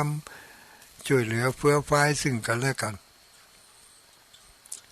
ถ้าบ่เอาไว้แจ้ย้ำนี่ไปแจ้ย้ำใด ชีวิตหลังความตายตอนนั้นเขาจะมีไผไว้เป็นเพื่อนของเขาลองกึดพอดีๆนอนรับไปเนี่ยเขาลองกึดพอก่อนจะรับไปเนี่ยลองกึดพอให้ดีถ้าเกิดว่าเขารับไปปุ๊บนี่ถ้าถึงวันเวลาครบกำหนดแล้ววันพุ่งเขาบ่ได้ตื่นมากับเขาอีลูกเนาะเปิ้นตื่นมาสนุกสนานกันทิดๆแต่เขาบ่ได้ตื่นสักคำเนี่ยลูกเต้าหลานเหลนมายื้อพอกระด้างเกินเดินเนี่ยหายใจก็บ่มีตอนนั้นเขาไปแล้วลูกการไปสู่ปรโลกไปหน้าเนี่ยนะญาติโยมทั้งหลายเขาหันคนเปิ้นจี้บอกไฟก็จี้บอกไฟขึ้นฟ้าเนี่ยรับตานึกพอเนอะ เดี๋ยวหันเป็นชี้บอกไฟขึ้นฟ้านั่นนะแซ่สู้ต้องลงเข้าใจว่าเวลาตายก็ใช่จะอย่างอันน่ะจิตออกจากร่างไปแล้วมันจะเหมือนกับบอกไฟออกจากก้างเลยไปตัวคนเดียวนะบ่มีกู้มีกิมรุ่นนั่นจะมาเกาะแขนไปก็บ่มีแล้วก็บุญไปบนอวกาศอย่างนั้นน่ะโลกนี้เวิ้งว่างเหลือเกินญาติโยมทั้งหลายเวลาเขาตายก็ตายคนเดียวบ่มีไผมาเป็นกู้เป็นกิมเขาเปิ้นว่ามีสหาย2 คนบุญกับบาปที่จะเป็นกู้เป็นกิมเขาไปแล้วเขายังฮู้ได้อย่างไรเป็นบุญก็เป็นบาปบอกไฟมือขึ้นไปบนฟ้าบนอวกาศบนสู้เขาตายเขาจะไปสู่ปรโลกไปหน้านี่ก็เหมือนกับบอกไฟวิ่งออกจากฐานขึ้นไปบนฟ้าบุญหาที่สุดที่เสี่ยงบ่ได้เนาะเมื่อมดเฝ้ามดแห้งแล้วก็ปีกตกลงที่เก่าบ่ได้ตกลงก้างเก่าเนอะบางบอกบ่ได้บางบอกบ่ได้ใกล้ได้กายซ้ำๆบ่ไปตกไกลบางบอกนั่นบ่ทันไปถึงในห้องไหนสักก็มาจิไปโป้นสัก2-3 วัดแตกบึ้ง ไปบ่รอดในสักกำก็มันก็ว่า เหมือนดวงจิตดวงวิญญาณที่ออกจากร่างเนี่ยเวลานี้เขาอยู่อย่างเขานอนอยู่เขานอนอยู่เนี่ยอย่างบางคนบ่มีจีจังตีเปิงเนี่ยบ่ได้เอาอันอย่างมาเป็นตียึดเหนี่ยวเนี่ยเหมือนกับบอกไฟมันเคว้งคว้างบ่มีหางเนาะหรือว่าหางมันบ่ซื่อหางมันบ่หางมันกดมันงอมันอย่างนี้หางมันบ่ได้ส่วนพอขึ้นไปได้สักหน่อยมันกดแกว่งเร็วไปเร็วมาใจของเขาก็เหมือนกันเมื่อบ่มีที่ยึด บ่มีพุทโธเสโธติโลกัสสมิงอยู่ในกำกึดบ่มีพุทโธเมนาโถธัมโมเมนาโถสังโฆเมนาโถอยู่ในกำกึดมันก็เคว้งคว้างเขาจะต้องไปคนเดียวไม่ใช่ไปกับหมู่กับจุมจะมาเกาะแขนไผหั่น มันจะเหมือนเขาไปแอวกาดนัดลูกมันจะเหมือนเขาไปแอวปล่อยสลากนี่พระเจ้าหมู่เจ้าฝูงเปิ้นฝูงมากหน้าหลายตาคนหู้จักพ่องบ่หู้จักพ่องถ้าเขาไปสู่โลกหน้าแล้วเขาจะไปปะไผพระเจ้าหมู่คนที่เขาบ่หู้จักกันน่ะหมู่ที่หู้จักกันก็มีกี่คนที่เขาตายไปก่อนเขานั่นแล้วจะปะกันก็อีกอะเขาอยู่ห้องใดไปหู้ แล้วเขาตายเขาก็ตายไปห้องใดไปหู้เนาะเขาขึ้นรถทัวร์กันเดียวกันมาอยู่ในโลกเดียวกันอยู่บ้านเดียวกันจังหวัดเดียวกันก็เหมือนกับรถกันเดียวกันบางคนก็ลงไปเหก่อนล่ะไปไหนหมู่ล่ะเฮายังอยู่ในรถอยู่อ่ะแล้วคดีนี้ก็เหลือกับคนในรถอยู่ในรถเดียวกันเปิ้นอยู่เดียวเปิ้นเดียวกันได้รับความลำบากก็ช่วยเหลือเพื่อฝ่ายกันไปตราบใดที่เฮายังบ่ลงเหก่อนเขาเฮาก็ช่วยกันไปอนุเคราะห์กันไปเปิ้นมีการบำเพ็ญบุญบำเพ็ญสาธารณประโยชน์ที่ไหนเสาะได้ก็เสาะไปได้ก็ไปเนาะการทำบุญทำทานเป็นการทำความดีไว้ล่วงหน้า เป็นการสร้างสมบัติไว้ตั้งหน้าการให้ทานเป็นการสร้างสมบัติเนาะเป็นการสร้างสมบัติการรักษาศีลเป็นการอำนวยความสะดวกให้อยู่รอดปลอดภัยบ่มีโรคภัยไข้เจ็บมาเบียดเบียนมีทรัพย์สมบัติพลังแห่งศีลก็ย่อมจะรักษาทรัพย์สมบัติไว้ได้ที่เปิ้นว่าสีเลนะโภคะสัมปทาโภคะสมบัติอยู่ได้เมินเพราะศีลมีสมบัติเข้าของเงินทองมีนักแต่ถ้าขาดศีลก็ล่มจมอยู่ได้บ่เหมือนเก่งที่สุดก็เจนตัวเก่านั่นน่ะเจนลูกเจนหลานบ่ถึงนี่นะหรือแม้แต่เจนคนตัวเองนี่ถ้าขาดศีลแล้วก็สมบัติเข้าของเงินทองเหล่านั้นแทนที่จะให้ความสุขก็กลับให้ความทุกข์เป็นทุกขลาภทุกขสมบัติไปเหี้ยเนาะมันหามันกล้ามันขายมันทำบุญสุนทานมันเพื่อแผ่ให้แก่ผู้ที่เป็นต้องการอย่างในเวลานี้ผู้ที่ถูกน้ำท่วมทั้งหลายแหละเป็นผู้ที่เฮาหน้าเอ็นดูบ่ตกตาเปิ้นบ่ตกตาตัวย่อมบ่ฮู้ตกตาเปิ้นเป็นดีไข้หัวตกตาตัวเป็นดีไข้ให้มันเป็นถึงว่าไว้แท้น่ะเนาะลองคิดพอเด้อขณะนี้ลุงก็ใช้เวลากับญาติโยมทั้งหลายมา หลายนาทีนักแกบอกว่าจะมีสถานีใดรับได้พ่องแล้วก็มีญาติโยม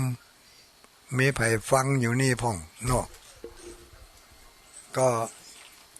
มีผู้ที่เพิ่นส่งไลน์มานี่มีไผนี่คุณโยมแม่นิตยาฟังอยู่แล้วก็คุณโยมมันยังทำคุณแม่อุ้ยน้องบ้านปางนิ้วฟังอยู่กลุ่มนักจัดรายการฟังอยู่คุณโยมแม่สายฝนจันกุณะฟังอยู่ก็เดี๋ยวว่าน้ำท่วมหูดังเนี่ยก็แม่สายฝนน้ำไปทางปุ่นแล้วลูก พอสีตำไว้เป็นว่าบ่ขึ้นกันน่ะบ้านนั่นตุลุงวัดวัดหยังก็วัดหนองผาขาวบ่หันรายงานโหถ้าจะมัวไปเล่นน้ำอยู่ก็คุณโยมแม่ยายแม่อุ้ยยายสุดาบ้านมาอย่างก็อุ้ยยายสุดาจังหวัดพะเยาอันนี้ก็ฟังอยู่ถัดมาคุณวรดอนสันทราย ฟังอยู่ กับไอ้สาหลวงปู่ฟังอยู่รับฟังจากคลื่นฝ่ายหิน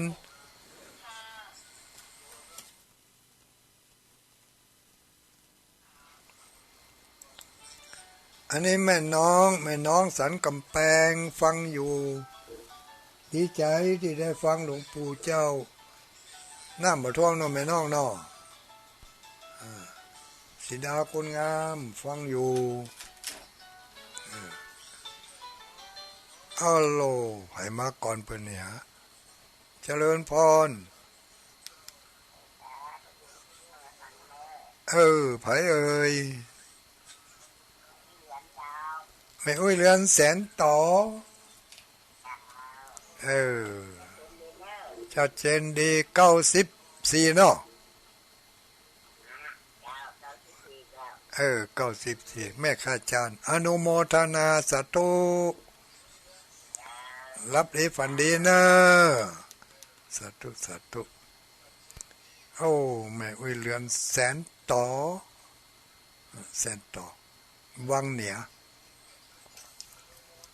ต่อไปมีไผแถมเข้ามาตังลายนี้แม่ขันแก้วปันแก้วไว้สาฟังอยู่เจ้าตุลุง92.75ของคุณดารุณีอำเภอเปาเมืองเป้านี่น้ำบ่น้องกันนี่เมืองเป้านี่น้ำน้องก่อนเมืองเป้า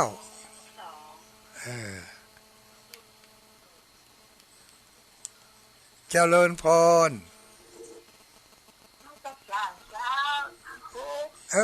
ไผนะอุ้ยแก้วอุ้ยอย่างก็อุ้ยพรร่องหัวแดงรับได้กะน้ำน้องท่วมก็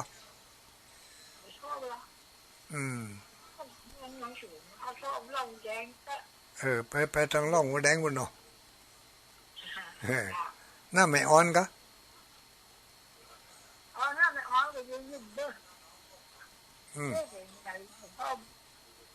หน้าแม่มีอย่างเตรียมมันทั่วมาหน้าแม่อ่อนไม่ไร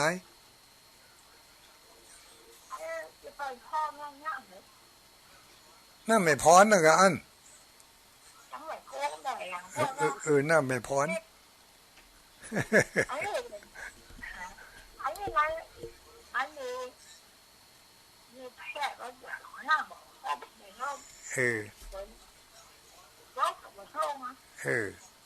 สบายเนาะสบายก็เอาไปหอมไปเถอะเด้อหอมเปิดทำกับข้าวกับป่าหอมแล้วอ่ะอนุโมทนาสาธุเด้ออวยพรเด้อไม่อวยพรบ้านลืมไปแล้วต่อไปไผ่ฉันนี่ไผ่ฉัน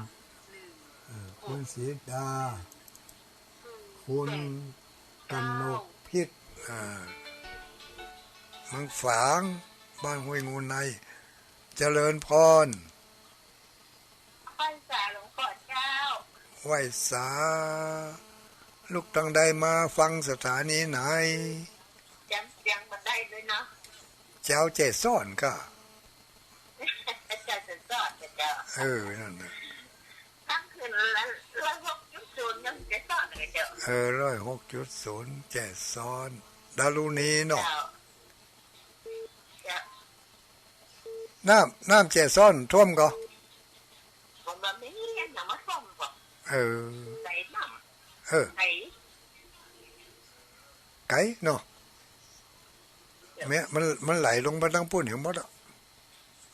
น้ำมันไหลก็คุณมดอ่ะอืมมาหาบ้านเฮาอ่ะมันมากันน้ำฝนนะจ๊ะอันฝนตกกับว่าฝนโอ้วันนี้หายแซ่บหอแต่ว่าก็บ่มีวันซืนก็บ่มีต้องไม่เจ้าก็ง่ายนะกับวันนี้ถ้าจะแห้งไปแล้วก็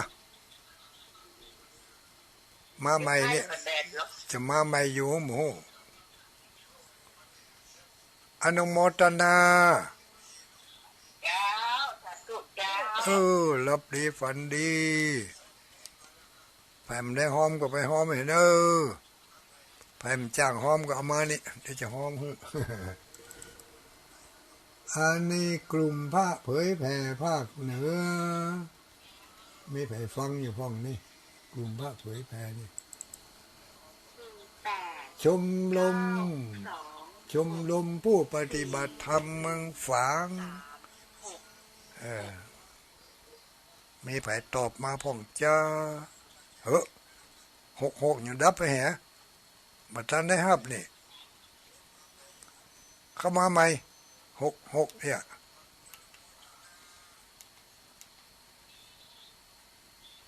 0932722499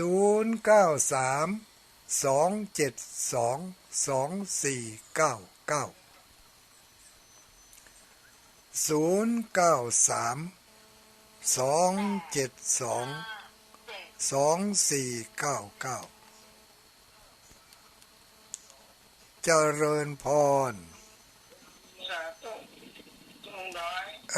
สวัสดีอยู่ไหนจ๊ะอยู่ได้หรอยังทำได้หรอเจ้าแม่จันทิพย์แม่จันแม่จันทิพย์น้ำท่วมกับเปิ้นก็น้ำมาท่วมบ้านที่บ้านน้องจะท่วมอ่ะมาแถวใดที่มันท่วมแถวเห็นน้ำปิงมันกะไม่เจ้ายังทำในบ้านท่วมเจ้าลายถนนตะวันออกมันกะมันท่วมเจ้าตั้งนั้นตั้งบ้านไม่เอาละจ้าแล้วในโรงเขานี่เพิ่นทำกับข้าวกันที่ไหนจะทำบ้านป้าหลวงภูคามจ้าทำบ้านป้าหลวงกะจ้ายังทำหลายวันอยู่ก้าเนาะกำลังไปอ่ะจ้าอนุโมทนาช่วยกันเนอสาธุจกดีมีใจทำกับข้าวกับปลาที่ไหนเสาะหากันเนยญาติโยมเนยหาโอกาสทำได้ยากนะมันจะมีกูปีเจริญพรสวัสดียังหายแซ่บไปอ่ะ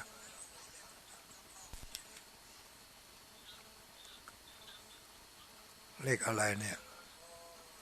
065ก็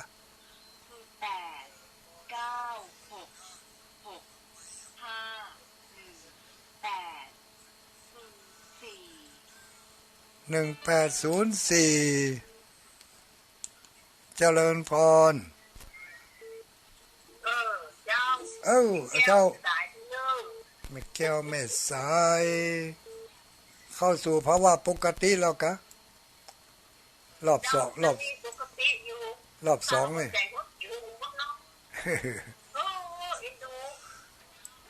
อินโดเปิ่นที่เปิ่นอันดินถมบ้านนั่นกันเนาะ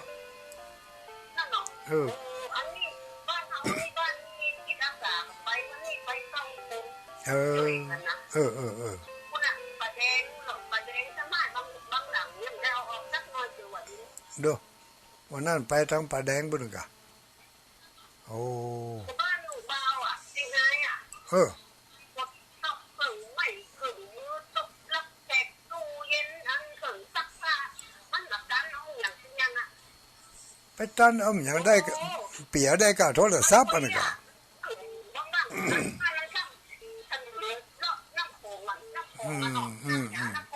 น้ำก๊ก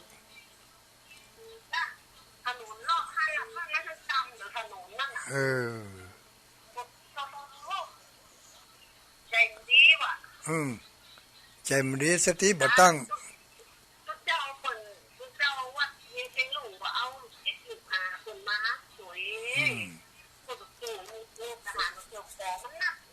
แม่น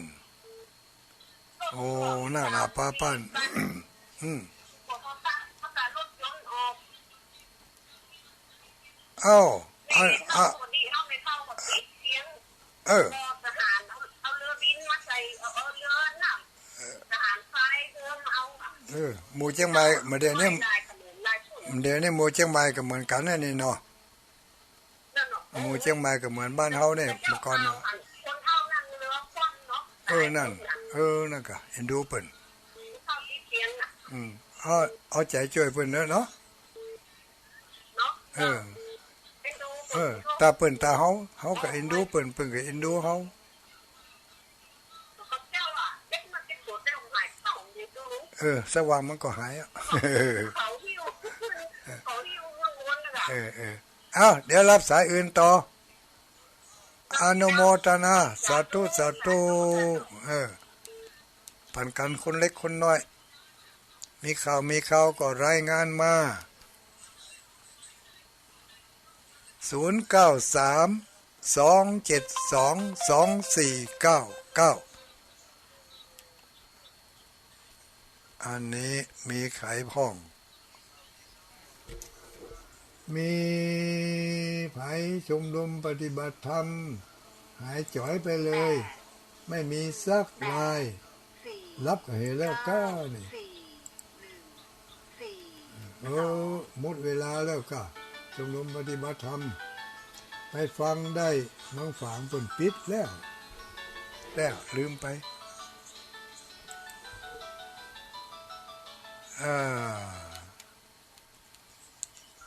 เจริญพ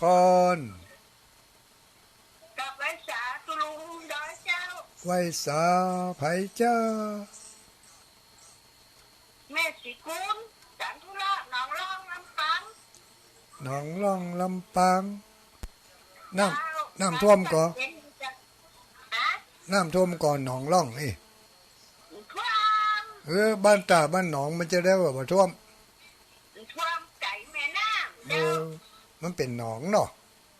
เจ้ามันมีหนองแต่ลุ่มปุ้นมันมีลองทำอีกอะมันไหลมาข้างอยู่ค่ะเนี่ย เลยจีว่าหนองล่องอี เจ้า เป็นว่าตำนานมันมีเนาะ เจ้าตำนานมันมีอย่างอัน แล้วหอมหมดแล้วหอมมหาชาติแล้วกำเดี๋ยวนี้ เจ้า หอมไปแล้วเนาะ เจ้า อนุโมทนาสาธุ เจ้าสาธุสาธุ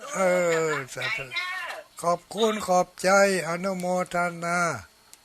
รับดีฝันดีจกดีมีใจเน้อญาติโยมทั้งหลายทุกผู้ทุกคน ยังมีใครอีกมานี่แม่น้องมารอบสองแห้งแล้วเจ้าสังกำแพงแห้งแล้วเจริญพรเอาแล้วโทรศัพท์เริ่มล้วนแล้วเนอะเจริญพรสวัสดีป้าอุ้ยอยู่ไหนเจ้าอันก็อยู่วัดตุงปงกับเมืองปานผม ปานตุ้งโป่งตุ้งโป่งเดร่อนก็เปิ้นก็ อันหนังก็ครับ มันขึ้นบ่ถึงอ่ะเนาะตุ้งโป่งนี่มีน้ำห้วยนั่นก็บ่ท่วมเขากะมันมาบ่นักเขากะ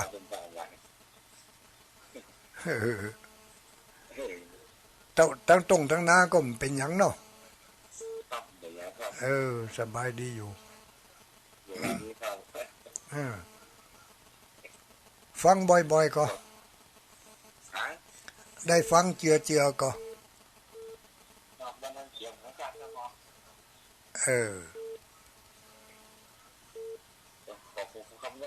อนุโมทนาสาธุ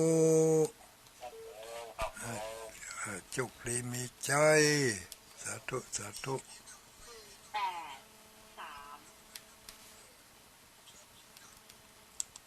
เจริญพรอาจารย์คุณลุงได้ไม่อุ้ยอินฟังไม่วางเลยดิโอเจ้าฟังแม่วางเรดิโอชัดเจนดี ดีกับน้ำบ่ท่วมแม่วางเรดิโออ่ะทำมันหรอทำมันมาบอกว่ามันหัวท้องสถานีนะก็บ่ท่วมน้ำท่วมสถานีก็ยุ่งอ่ะเนอะเจ้าถ้ามันชอบตั้งโต๊ะบนน้ำนี่บ่ขึ้นดอยเนาะเจ้ามันเป็นดอยน้ำมันขึ้นดอยมันขึ้นมาได้ไม่กันน้ำจะลงดอยกะไม่ได้ฟังทุลงตอนแรกไปบวชหลานน้อยอยู่ไปงานบวชหลานน้อยกล้ามาแต่ว่าได้เจ้าไปบวชที่ไหนที่ปฏิบัติทำ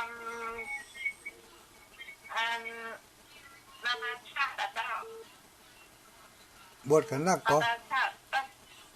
ลอดภัยจังเลยไม่เจ้าเข้าไปได้คุณปลาไผ่ปลาเมือดน่ะก็ปลาไผ่อันไม่โจ้หรอกแม่ไก่เข้าในป่าเข้าในป่าในโคพุ่นน่ะก็จ้าโอ้ที่เพิ่นดีปฏิบัติธรรมดีที่เพิ่นฟังสงบสงัดสงบดีเนาะเราตั้งเรียนเป็น53ตอน53คนอ่ะอัลโหลไม่ซีแถม18คนอ่ะเราน้อยเนาะอันก็ได้บุญจัดหนักกันน่ะจ้ามันใส่บาตรไปว่าผู้เจ้าดีละเจ้าวันน่ะจ้าอนุโมทนาตัวเนอสาธุดีละพร้อมกันไปคนเล็กคนน้อยมิตรเราได้ก็ว่ากันอันนี้แม่อุ้ยทองหน่อยบ้านเนี่ยก็ลืมชื่อบ้านเนี่ยบ้านวังหงส์อีกแล้วเนาะอำเภอบ้านเมียงแป่วังหงส์เมืองแป่แม่ท้องน้อยฟังอยู่เนอะเมืองแป่ชัดเจนดีคลื่นดารุณีขอบคุณหลายๆสาธุเจริญพรนั่นลูกไหนมา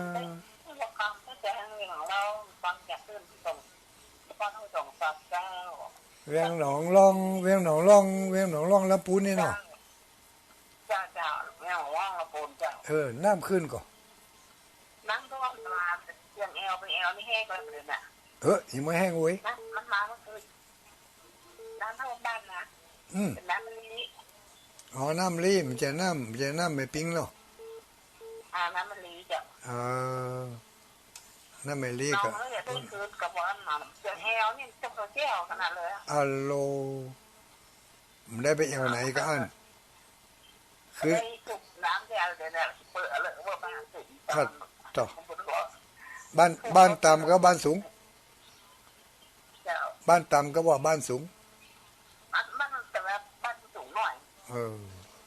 คือเคยจะ2 ที่น่ะก็ยังแคว้นน้อยเนาะบ้านต่ำนี่ก็คิดเพ้อยังบอกออกเสียงเจอเนาะเข้าปากกระบอกแล้วเข้าพวกเต๋ออุปแอลหลอนนึงอนุโมทนาสาธุเป็นกำลังใจเนอะสาธุสาธุ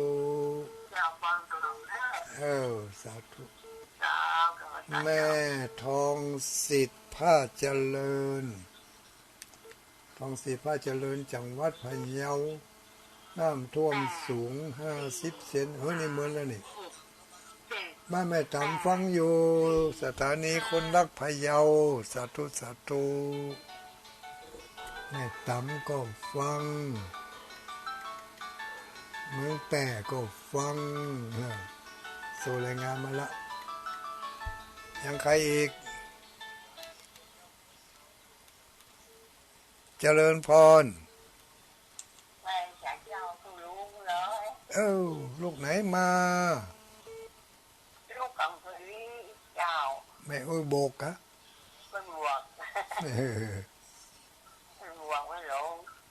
แม่อุ้ยบวก หลงจะ แม่อุ้ยบวกบ้านหลง นะครับยังมาท่วมไปบวก มาท่วมกะ มาท่วม มันอยู่ที่ น้ำห้วยน้อยลูก น้ำห้วยน้อยอยู่ก่อนบ้าน อ๋อ ใส่ห้วย บ้านบวกก็เดี๋ยวว่าน้ำท่วมเบ้อมาท่วมห้วยน้อยแล้วกันมันสูงที่สูง ผ่านมาก็ผ่านไปแฮะเนาะ เก่า ตรงหน้าสาโทก็บ่เป็นหยังกะ เป็นยัง ก็สบายดีอยู่ วันนี้ฝนยังแล้วลูก ฝนอยู่ล่ะ ยัง2 วัน 3 วันแล้ว อย่างเดียวกันทีนี้ก็ยังไป2 วัน 3 วันละ เจ้า ถ้าจะหยุดแต่ก็ร้อนหนาวไม่ฮู้เนาะ หนาวเนาะ น่ากะมันจะร้อนหนาวแล้วลูกอนุโมทนา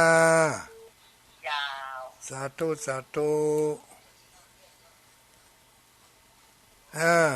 15 สาย40 ข้อความ เข้ามารู้0932722499เจริญพร ไม่แต่เจ้าปู่เจ้า ลูกไหนมา โอ้บ้านเราปักกอยเจ้า บ้านเราปักก้อย น้ำ เราปักก้อยน้ำท่วมก่อ น้ำบ่ท่วมเฮ้ย มันอยู่สูงกะ น้ำบ่ท่วมปีแล้วน้ำท่วมกะ นั่น ปีนี้น้ำหนักเลยปีแล้วก่อน มาหน่อยปีนี้บ่ท่วม มันบัด ปีนี้มีน้ มันบัดตันเด้อกะ ำเจ้าหมูนาไปหน้าดิหมูเลย เพราะว่าน้ำปิงมันนองมันก่อยอ่ะก่อยแม่เจ้าเขาอ่ะเจ้าเขาเป็นจังโบนมันเป็นจังโบนหน่อย มันขึ้นมาบัดถึงเนาะ เจ้า ก็จะได้ก็ระมัดระวังไว้พร้อมกันแล้วกัน เจ้า ฝนยังไม่ยั่งแต่ก้าทั้งปุ่นน่ะ นั่นแก ยังจะมีฝนอยู่รับดีฝันดีเนอะ เจ้าไหว้สาเจ้า โชคดีมีใจสาธุ6 2 4 6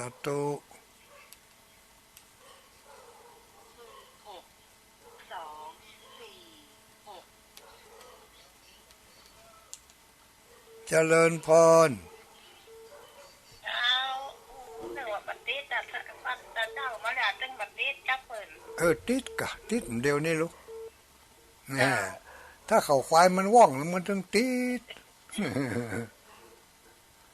นึกว่าจำได้โอกับตัวหลวงไง ได้อยู่ไหน อยู่บ้านดินดำตำบลเทศอนอำเภอลำปางจังหวัดลำปางนะ ไก่นี่เนาะ ลายดอยนี่คบเขือแจ้ก็ได้ยินอยู่ แต่มันติดตึ้มติดโทษอย่างไรกับตึ้มติด ติดรถอะกะ เจ้า กันโทรมันก็ตึงดังตุ๊ดแล้วเนาะ ติด2 หลอกเอาโดนสู้กันได้ ปอดโถตั้งอกตั้งใจแตะ10 กว่ารอบ เจ้าโอ้กดตำแหน่งของแหลกคนน่ะ ฮัลโหลน้ำน้องท่วมบ้านก็ บ้านนี้แต่ความฝุ่นความได้น้อยเลยค่ะทั้งสีดนมุนปด สีดอนมุนน้ำขึ้นกะ ขึ้นติดต่อกับบ้านหลวงนะจ๊ะแม่ หันไม่มีตังโก้งอยู่ฮะเนี่ยหันแม่น้ำผ่านมาทั้งนั้นแต่จะขึ้นฮะนะ เจ้าจนบ้านน่ะนักอลานก่อนนะเขา ขึ้นถึงวัดมาถึงกะ เฮ้ย เนาะสูงอะละนี่ เจ้าวันซื้อเนี่ยไปกินสลากเนาะ สลากเดือนเกียงออก3 ค่ำก็ 3 ค่ำ แม่น เจ้าออก3 ค่ำเจ้า บ่ฮู้หอทั้งฮู้นี่จะลักไปก็บ่ บ้านเฮามาได้ก็บ้าน เป็นน้ำเจ้าจ้ะ ดินน้ำอ่ะ ปีนี้เขามากินเขามายากจ้ะฮะ บ่ยากกะ เจ้า บ่ยากก็มากินเตอก็ได้ กินเตี้ยอีกแล้วก็วันนี้ไปอำเภอไปเมืองปราบ อ๋อ แล้ววันพระวันศีลนั่นก็จะไว้วันตรงโปงวันนี้ ไปยังหยังอะ สลากก็ได้จ้ะ ต้องโป่งสลากวันพระหน้านี่ก็วันที่หยังน่ะ เป็นฝากอ่ะ วันพระหน้าวันที่10กะวันที่10นี่ก็อันมันพักนี่นะ วัน10นี่ก็วันที่10วันพัด เจ้า ต้องโป่ง เจ้า มันได้ยินมหาสมชายว่าได้ฮอ ปีนี้เป็นกำเจ็บไปลูก ฮะอ๋อ แต่เขานิมนต์อีก เออ เจ้าปีนี้เขาจะไปอยู่ อ๋อ ปีนี้ก็จะไปเห็นมั้ย เเจ้า ถ้ามีโอกาสจะล่อมแล่มไป ถ้าบัดติดหยังถ้าติดก็แล้วไปถ้า จะไปหมู่เนาะ แต่ถ้าห้อมบอกให้เขาอ่ะเขาจะฟังห้อมเดี๋ยวนี้ ถือโอกาสล่ำลากันกับแม่อุ้ยคำนนไว้แต่อีก่อนพร้อมกันนั่งก็ขอถือโอกาสนี้ล่ำลากับศรัทธาญาติโยมทั้งหลายเน้อที่ฟังรายการนี้ทุกผู้ทุกคน ก็ขอให้กุศลผลบุญได้ปกปักรักษาขอให้อยู่รอดปลอดภัยจากภัยอันตรายทั้งหลายผู้ที่ประสบภัยอยู่ก็ขอให้ปันได้รอดได้พ้นจากภัยพิบัติในครั้งนี้ทำจิตทำใจให้สบายตัวมันบ่สบายแต่ใจขอให้สบายเพื่อจะได้รับความสะดวกสบายจะได้บ่เป็นทุกข์สองท่านเนาะท่านกายทุกข์ด้วยน้ำท่วมท่านใจก็ขอให้ทำให้สบายภาวะอภิวาทนาสีลิสานิจังวุธาปจายโนจัตตารโอธรรมาวัฏันติอายุวันโนสุขังปลัง